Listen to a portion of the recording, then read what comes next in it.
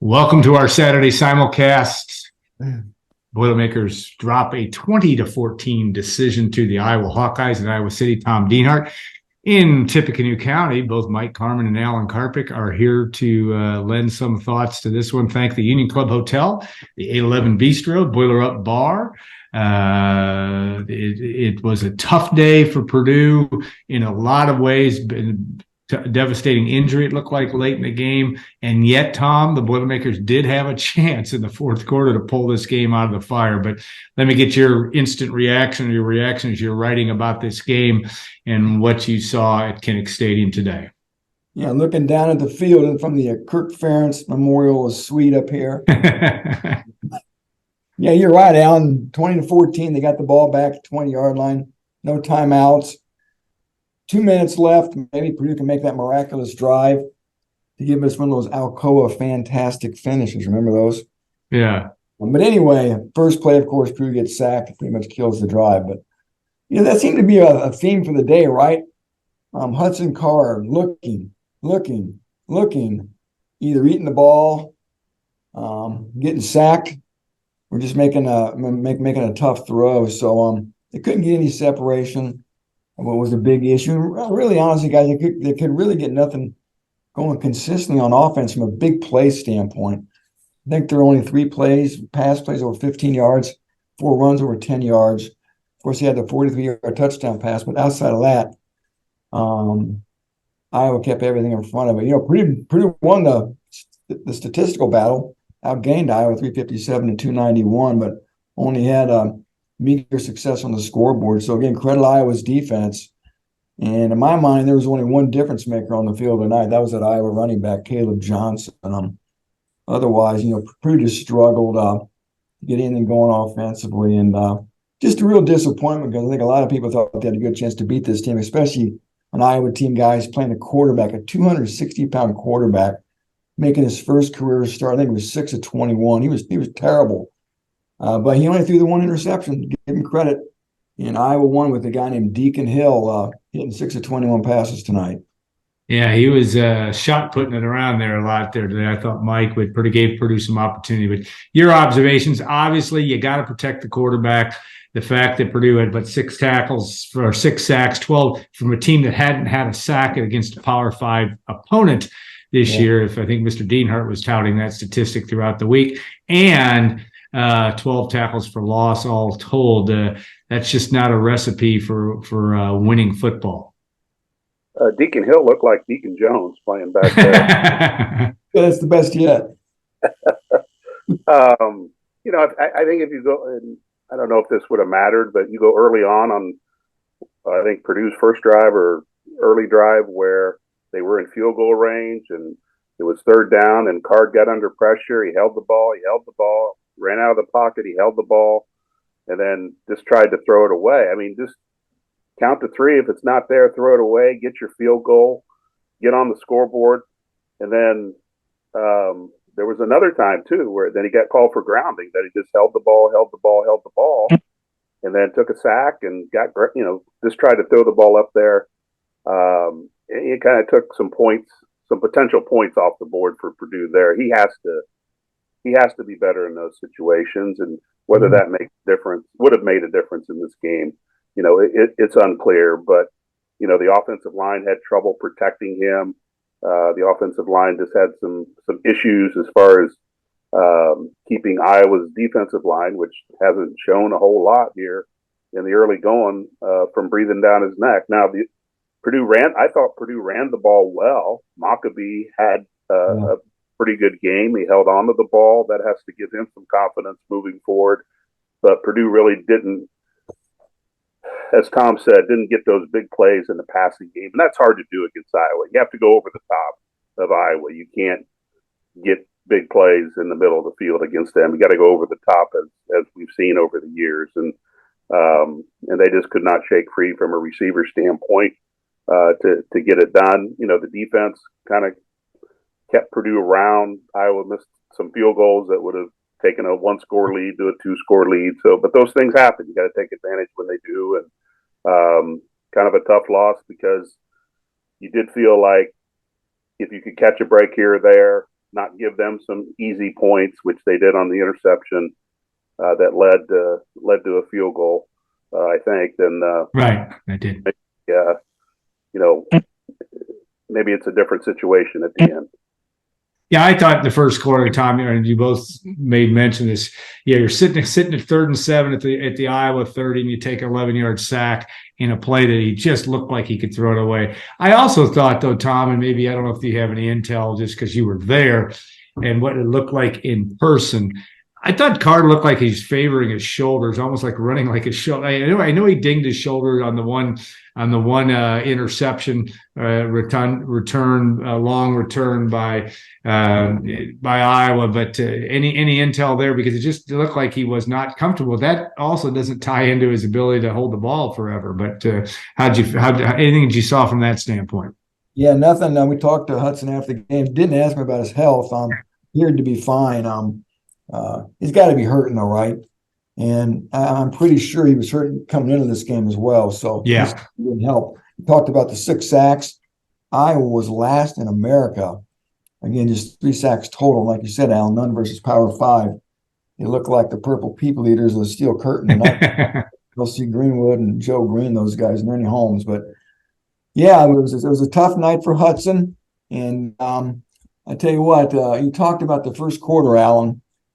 That was the point. I really thought, guys, that Purdue was going to win this game. They had to get a lead.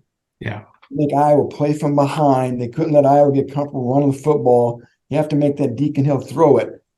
And 3 times in the first quarter, they got the ball into Iowa territory. And all 3 times they came up with no points at all. They never got the lead tonight. And I thought that was critical, more so than most games, playing this quarterback and this offense. It struggles so much. We hear so much about this Iowa offense and it struggles. You had to make them get out of their comfort zone, and Purdue wasn't able to do that by getting a lead tonight. So there's plenty of blame to go around, obviously. But I thought that was key in the first quarter. Right off the jump, I think Purdue got a 3-and-out. Iowa took the ball, and Purdue got a 3-and-out. Got the ball and went right back down. I can't remember the result of all the series. Then they got an interception. I think they did on Dienhart an interception. They had a long punt return early, I think, first quarter, 48 yards by Sheffield. They got no points at all out of any of those. And again, never got the lead. Now, I wanted to see him get 7-10-point lead and make this Deacon Hill kid try to throw the football 20 or 30 times to try to win the game. Didn't have to do that. He had a couple big passes. Just had the one turnover I mentioned. And then Caleb Johnson, guys, I mean, the 67-yard run, when it gets right down to it, in a 20-14 game, that's the difference, right? That was the other thing defensively. Purdue could not let Iowa get easy scores. Iowa made it tough on Purdue to score. Purdue's going to earn every point they got. And they only got the one off their one big play, but they could not let Iowa score in a big play, and they let Iowa do just that, where a guy didn't hit his gap. And I think Johnson ran 67 yards, and I don't think he was even touched. Yeah, I'm Mike Carmin is fleet of foot, but I think in that hole that I'm real confident that the two of you might have been able to score on that one, because he was untouched, and there was the seas parted there from that standpoint. Yeah, statistics are for losers. We know that, but Purdue 9 of 19 on 3rd down, not all that bad. Run 80 plays to 56. Yeah, outgain Iowa like we talked about, but that doesn't matter. I guess my next step for you've watched Mike and ask about what's next now. I mean, obviously we know what's next. Ohio State, a team that won by 20 today. Why we don't gamble, because that game got to its spread by the end, though I thought Ohio State had a lot of tough sledding early on, and had Maryland not thrown a pick 6 early in the game, they might have been able to get out of there with a win. They did not. My point is, Purdue's going to need to regroup, find games that can win. They're going to be a 17-point or more underdog, I would guess, next week. Where have you with Ryan Waters? What do you got to do next, Mike? I mean, I sort of trying to figure out a way to get to. Seems to me it all comes down: can you win it? You're going to have to win your last 4 games, or 4 of your last 5, I should say, to get to a bowl game. Well, I mean, he won't talk about the big picture, but he can sit there and look at the schedule and know that you can only afford 2 more losses, and you have Ohio State, Michigan on the schedule, which means if you're going to go to a bowl game, then you've got to win those other 4. It's Nebraska, Minnesota, Northwestern, and Indiana. Not impossible. Obviously, Nebraska did not look like world beaters, against Illinois, which has fallen to the bottom, probably below the 7 schools in the Big Ten West. They might finish 8th. but Purdue doesn't have that big of margin for error either. They can't walk into any stadium and think that they're invincible. So, yeah, I mean, they're kind of up against it. The Illinois game gave them a little bit of life and a little bit of margin for error, but today's loss kind of takes that out of the equation. But, we've seen strange things happen, but, there's, now you lose one of your best offensive linemen. When will you get OC Brothers back at linebacker? What other injuries came out of today that's going to, get into your depth a little bit? There's a lot of things that, we don't know right now, but, if you're going to get to a bowl, I think that, the path is pretty clear. But, we'll see. Ohio State had some struggles today, but can Purdue put enough stress on Ohio State's defense from an offensive standpoint to make that matter? And can Purdue's defense step up and slow down Marvin Harrison Jr. And some of those weapons they have on the offensive side? So they've got a tall task coming up, not only this week, but when they go to Michigan and really when they play any game. I mean, that's who this team is right now. And they're going to have to, figure out a way. I mean, this was going to be a close game regardless because of the way Iowa plays, and they kind of get you into their style, and that's just how it is. But it's not a huge surprise, but now that it's here, it's pretty clear what Purdue has to do.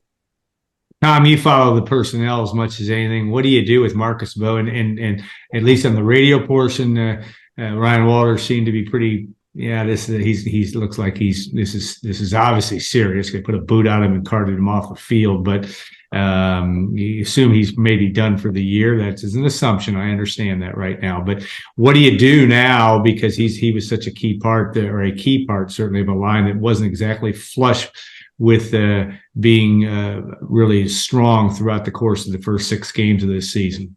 Yeah, you're right, Alan. I asked Coach Walters about Bowe as well, and he said, like I'm sure he's told you guys in the post-game radio, that didn't look good. And anytime they're making a card out like that, and they didn't know the diagnosis, but of course they're assuming it's probably not going to be a positive one. And you're right. Who knows how long it could be out for, but you got to think it could be for a significant stretch. Daniel Johnson, he was listed as questionable today. He hadn't played all year, so maybe he's coming back at just the right time. He can play tackle. I assume he's going to probably be the guy moving forward. Ben Farrell may be the third tackle now after Musa and Daniel Johnson as well. So, those ranks, like you said, are flush with a lot of top-level guys who are ready to play a lot of snaps. So, Daniel Johnson, Ben Farrell be the next men up if Bowe is out for a while. And, guys, before the game, we heard about Marcus Wilson, the cornerback. Has a wrist injury he suffered last week, played the second half with a cast on. Guys, I'm told he's going to be out maybe the rest of the year. If he comes back, it's going to be very late in the year. We saw the true freshman Derek Rogers get to start opposite Markevius Brown tonight at cornerback. That hurt. And, of course, Max Clare, too, guys. He's going to be out maybe all year. I'm told that he may have a slight chance to come back very, very late in the year. But again, I think that's a lot of fingers crossed there. They may get Salim Turner Muhammad back next week. I know it seems like I say that every week. He's the Stanford cornerback, but he may be finally be ready. They certainly could use him with Wilson out. And guys, Tyrone Tracy too. Yeah, what happened? Was there anything? We asked Ryan after the game. He said he was banged up, and I don't think he played in the second half at all. Did not. So that's something else for us to keep an eye on too. No idea what happened. Didn't get any detail from Coach Walters. So we'll have to see next week how that progresses. And then OC Brothers, I think maybe he'll be back next week. I think there may have been a chance this week for him to play. And then Ben Farrell's the last one, right, the kicker. I'll be honest with you. I think they should have gotten a kicker out of the portal. In hindsight, I wonder if they would have done that differently. But anyway, Ben Farrell may be back next week too, it sounds like. So, you know what? I told some people tonight, everybody's got a sad story to tell you about how banged up and how lousy their life is or their team is. You just got to keep soldiering on, right? and they got to figure this out. And this is where you earn your money when you're a coach, right? Yeah, we have to figure that out. All right, Mike, I wanted lastly, you're working hard on a Tyler Trent story. That will be a storyline next week. Of course, the 5-year anniversary of Purdue's and the Tyler Trent game, and it's Hammer Down Cancer Week. Give us a little sneak preview on that. What our readers can look for your story this week. But also, we'll be doing a Monday Night Memories series with Tony and Kelly Trent this week as well to commemorate that. Well, I just tried to find maybe some untold stories of that night. Everybody knows what happened in the game and how that unfolded and things like that. So, I mean, I just kind of went on a mission to try to find things that maybe people didn't know about that happened that game. And I've come across a couple things that I think are interesting. Maybe nobody else will, but I do. It'll be interesting. I know that.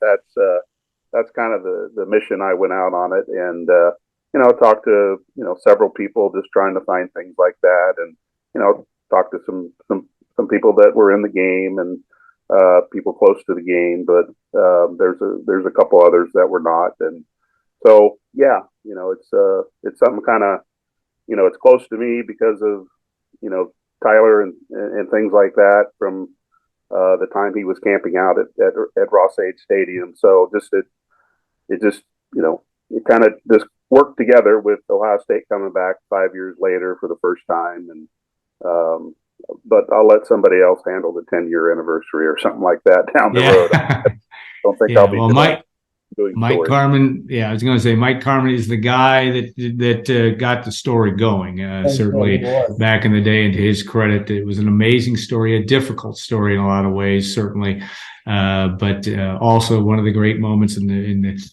We talk about the 100 seasons of Ross-Ade. That game was probably certainly in the top 10 of one of the great moments in that facility, if not in the top 5. So we'll look forward to that story as well. Mr. Dienhart, travel safe back to West Lafayette. You can stop at that I-80 truck stop that Newbert always talks about. Make sure you do that. Drive carefully as you make your way across the prairie back to West Lafayette. Guys, thanks so much for your time tonight. I always enjoy a little debriefing. For all of you readers, watchers, listeners, we appreciate you as well. Thank the Union Club Hotel for its sponsorship of this, our Saturday night simulcast. We'll be back we'll be a little bit earlier next week because it's going to be a noon kick against Ohio State on the Peacock. So we all survived the first game of the Peacock too, I think. And at least for those Mike and I having to watch it, that was doable from that standpoint. Have a great week, everybody. Thanks so much. And we'll see you next week on our Saturday simulcast.